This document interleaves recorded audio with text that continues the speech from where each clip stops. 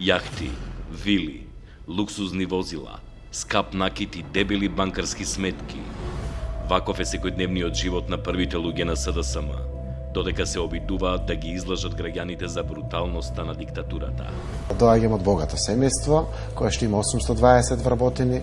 Капиталот е проценет, не знам, на некои 6-7 милиони евра. 6-7 милиони евра.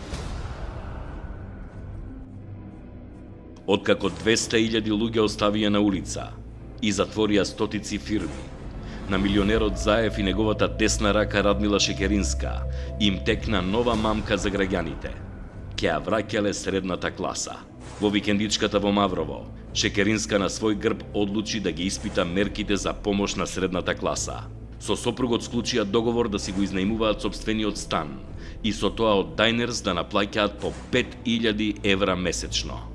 После ваквиот напор, Шекеринска замина на одмор во Грција, на јахтата под грчко знаме. Кој во Македонија има можност да има ваква луксузна јахта и на кој начин се заработени тие пари? Ако се побара веќе користена јахта, пишува Република, ќе се запрепастите од цената на една ваква јахта. На старо јахта Регал 2700 од 2011 година ќе вечини повеќе од 60.000 долари, а таква јахта од 2013 година вреди нешто повеќе од 100.000 долари.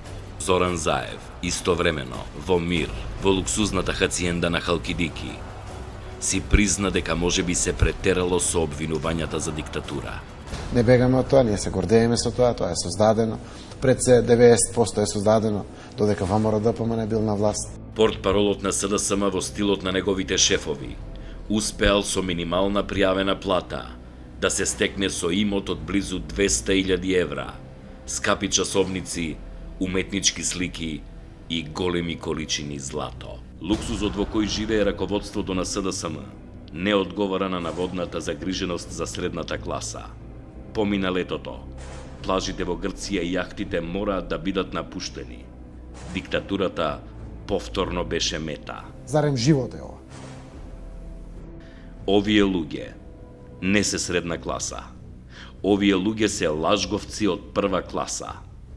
Расипништво или вистинска грижа за граѓаните. Ти одлучуваш.